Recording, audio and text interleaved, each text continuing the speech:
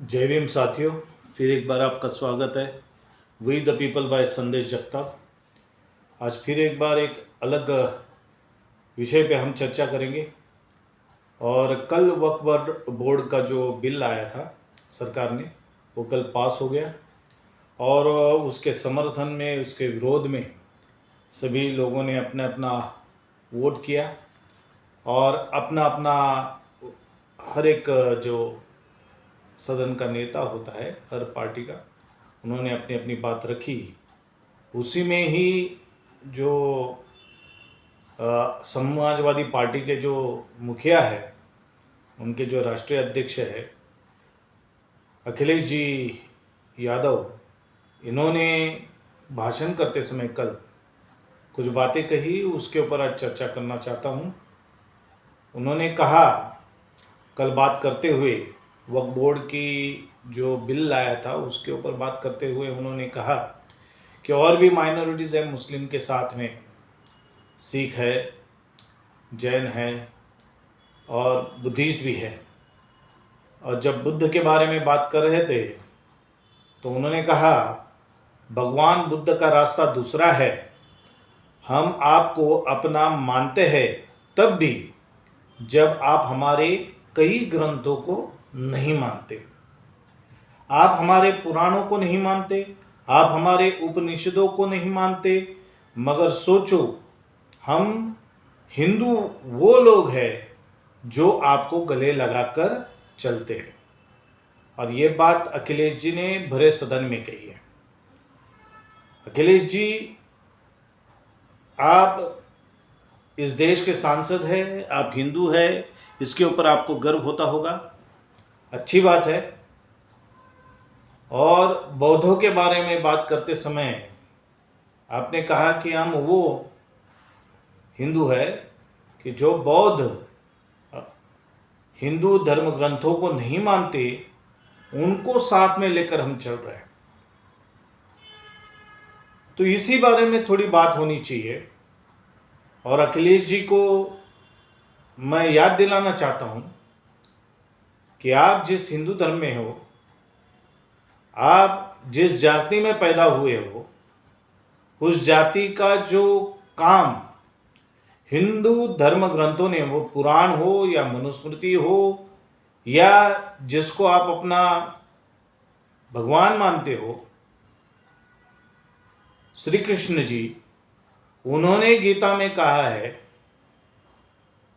कि मैंने इस चातुर्वर्ण धर्म को निर्माण किया हुआ है। श्री कृष्ण जी कहते हैं, जिसको आप अपना मुख्य पुरुष मानते हैं अपनी जाति का।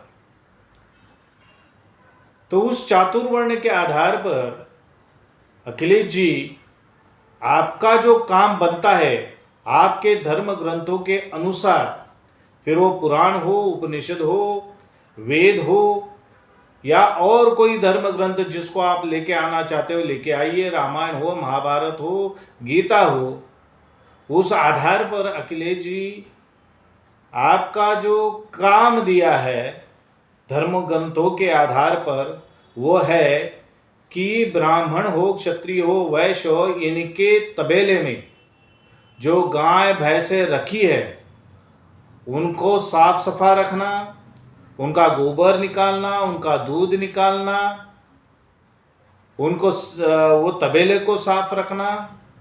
और ये काम करने के बाद जो आपके आका है, आपके जो मालिक है, वो आपको जो देंगे, उसके ऊपर आपको अपनी जिंदगी चलानी है।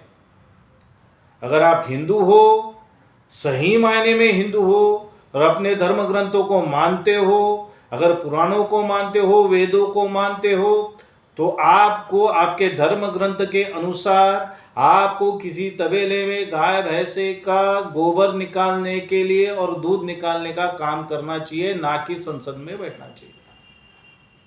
आपको ये मौका संसद में बैठने का, एक पार्टी चलाने का, राजनीति करने का अधिकार ये भारत के संविधान ने दिया है, ना कि आपके जिस धर्म को आप मानते हो उस धर्म ग्रंथों ने नहीं दिया है।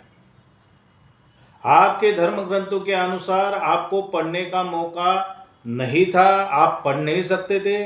आप अच्छे खासे पढ़े हैं, आपने विदेश में जाके पढ़ाई की है, आपके धर्म ग्रंथों के अनुसार आपको राजनीति करने का अधिकार नहीं है। आज आप राजनीति कर रहे हैं, आपका पूरा परिवार राजनीति कर रहा है, तो आप कौन से हिंदू हो?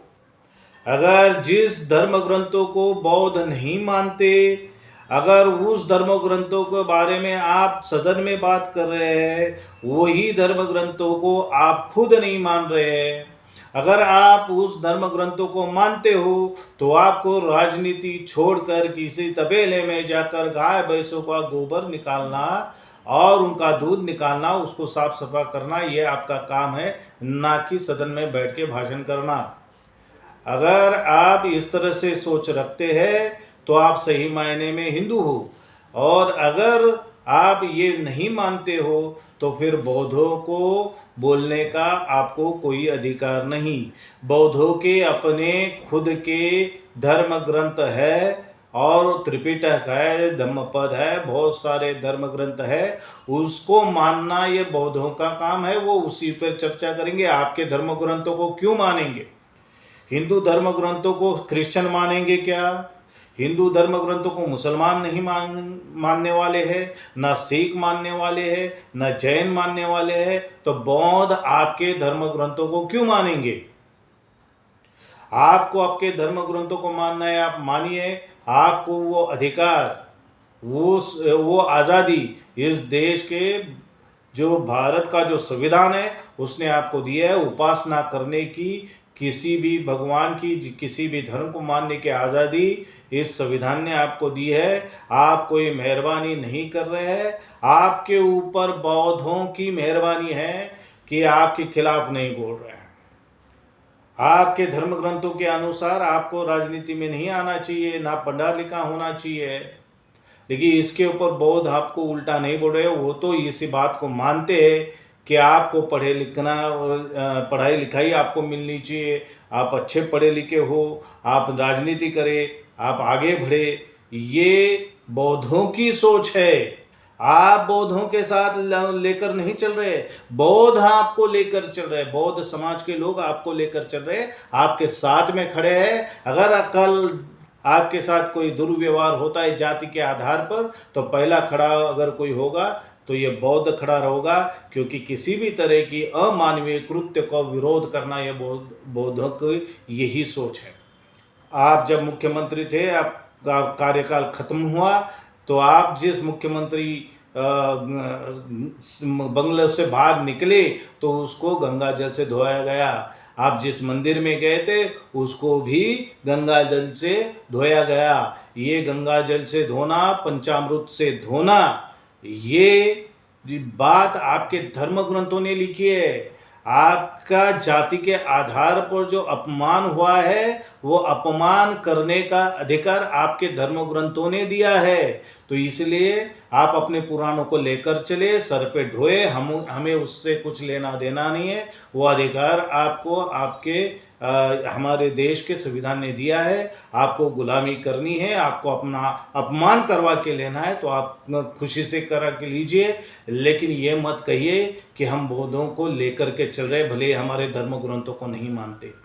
तो आपको ये बात को याद रखना कि क्रिश्चियन भी आपके धर्म ग्रंथों को नहीं मानते, मुसलमान भी नहीं मानते, सिख भी नहीं मानते। जो माइनॉरिटी है, जो हिंदू धर्म में नहीं है, वो आपके धर्मों को मानने के लिए बंधन कारक उनके लिए है नहीं। तो बौद्ध भी नहीं मानेंगे।